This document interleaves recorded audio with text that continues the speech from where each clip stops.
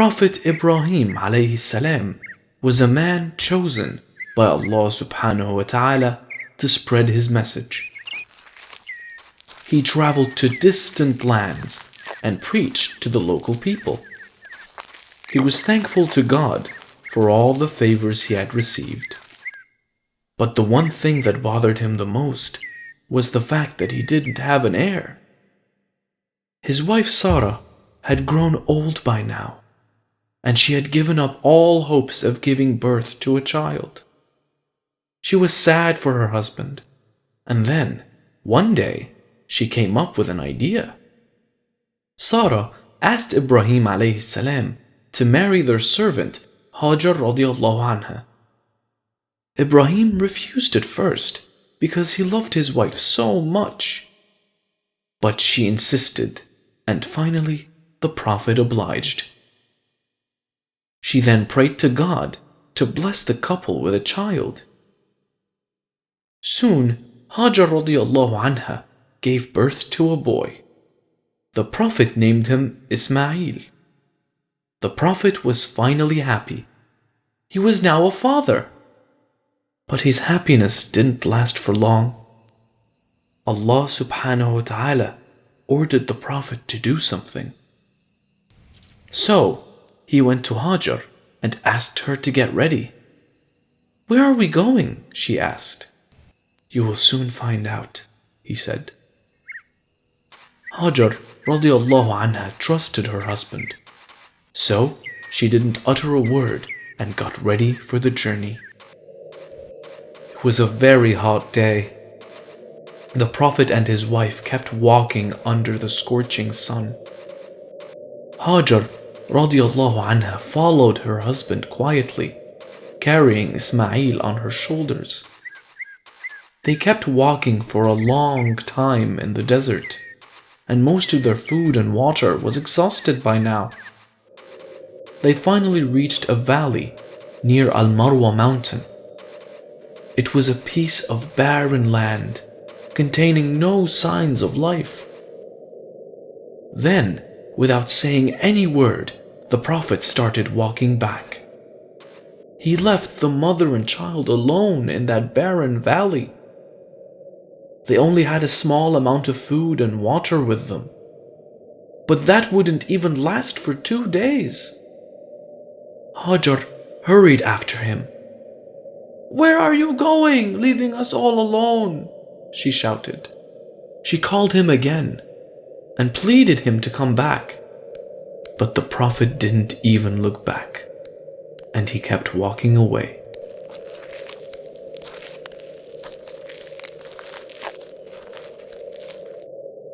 In spite of her cries for help, when she saw the Prophet was silent, she realized that he was not acting on his own. She realized that he must have received commands from God to act in such a way. "Did Allah command you to leave us in the desert?" she cried. The Prophet shook his head. Then his noble wife said, "Do not worry, we are not going to be lost, since Allah who commanded you is with us." The Prophet continued walking without looking back. In a few hours, the food and water that Hajar radiallahu anha had in reserve got over.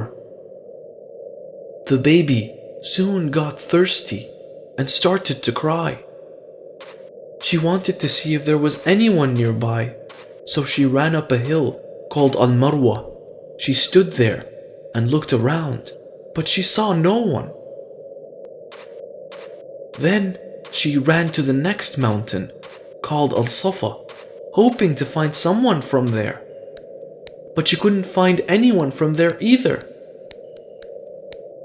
Then she ran back to the top of Al-Marwa, then again to Al-Safa. She kept running between these mountains 7 times. By the time she climbed Al-Marwa for the last time, she was very tired. It was then that she heard a voice. She kept quiet and waited to hear the voice again. She heard the voice for the second time, and she said, "Oh, whoever you might be, you have made me hear your voice. Have you got something to help me?" It was then that she saw an angel. The angel was digging the earth. The angel kept digging till water flowed from it. It was a miracle. When she saw the water, she ran toward it and placed stones around to build a basin. This place where the water rose is called Zamzam. Hajar radiallahu anha didn't go anywhere else and stayed at Zamzam. Days passed. Al-Marwa lay between a trade route between two towns. One day, a few traders were traveling through the desert.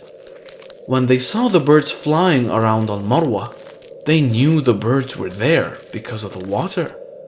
"Hey, look," one of them said. "Looks like we can find some water there." Others agreed and walked toward Al-Marwa.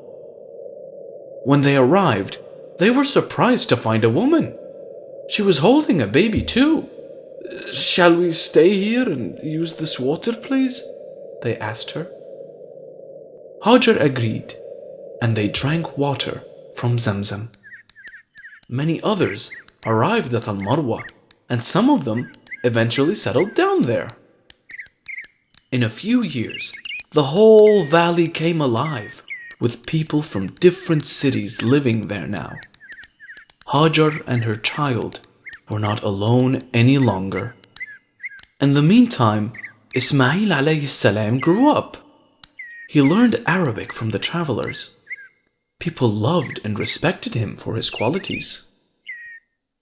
He kept thinking about his father, and he knew that his father will come back someday. Ismail then married a local woman and lived his life in peace.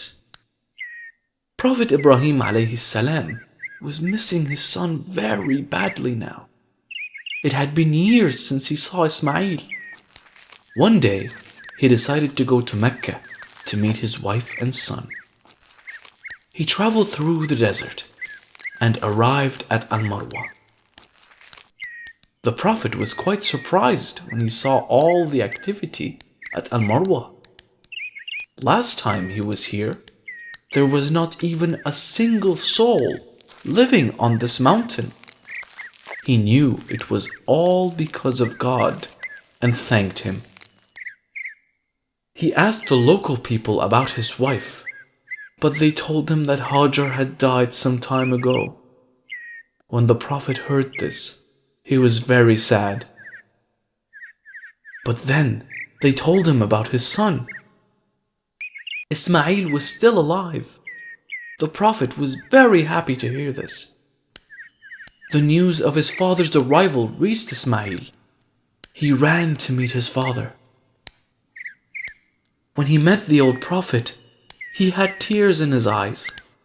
He hugged his father, and he was waiting to meet him for such a long time. It was a happy time for both father and son, but the happiness didn't last for long. One day, God decided to test Ibrahim alayhi salam. One night, when the Prophet was sleeping, he saw a dream.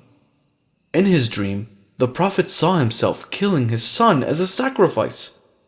When the Prophet woke up in the morning, he ignored it, thinking it was just a dream. But the next night, he saw the dream again. This time, he realized that this was not just an ordinary dream. It was Allah asking him to sacrifice his own son. The Prophet went to his son and told him about the dream. Ismail understood that it was an order from Allah. He was a man of faith and realized that he has to comply. "Do what Allah has asked you to," he told his father. The next day, the Prophet took a rope and a knife and set out for Mount Arafat along with his son. Upon reaching the top of the mountain, Ismail asked his father to tie his hands and legs so that he may not struggle during the sacrifice. The Prophet obliged and tied his hands and legs. Then he blindfolded himself so that he won't have to watch his son suffer. Then he raised his knife for the sacrifice, but suddenly he then heard a voice. The voice asked him to stop the sacrifice and told him that this was just a test. The Prophet was relieved. His son was going to be alive. They hugged each other and cried tears of joy, for they had just passed a difficult test from Allah subhanahu wa ta'ala. Ismail alayhi salam joined his father in preaching to the people. They spoke about Allah and called people to Islam. One day, Allah ordered the Prophet to build a house for worship. The Prophet told his son that Allah had ordered him to build the Kaaba, and Ismail replied, "Do what your God has ordered you to do." They soon started building the foundation of the Kaaba. Ismail alayhi salam helped by carrying the stones, while Prophet Ibrahim alayhi salam built the house. When the walls got tall, Ibrahim alayhi salam could not reach the top. So Ismail alayhi salam brought a large stone for the Prophet to stand on. This stone was called Maqam Ibrahim and can still be seen today. The foundation was soon completed, but there was a gap left in the corner. Ibrahim alayhi salam asked his son to find a stone to fill in the corner. "I feel tired," he said to his father. But when the old Prophet insisted, Ismail went searching for a stone. When he left, Ibrahim sat there waiting for the stone. But then a miracle happened. An angel flew down from heaven carrying a stone. The angel told him that the stone was brought to earth by Adam alayhi salam from paradise. The stone was originally white, but because of the sins committed by people on earth, its color gradually turned into black. Ismail returned after some time, and when he saw the stone, he was surprised and asked his father where it came from. "It was brought by someone who never gets tired," replied Ibrahim. They had finally finished building the Kaaba. They prayed to Allah subhanahu wa ta'ala to accept their work. Allah was very happy with the Prophet and his son for spreading his message, and proclaimed the pilgrimage among men. They will come to thee on foot and on every kind of camel. Lean an account of journeys through deep and distant mountain highways. Prophet Ismail alayhi salam lived for a very long time. He was 137 years old when he died. Did you like the stories, friends? If you liked the video, don't forget to click that subscribe button and the notification bell to keep updated on all our videos. Please tell your friends about the channel as well. That's all for today. Goodbye!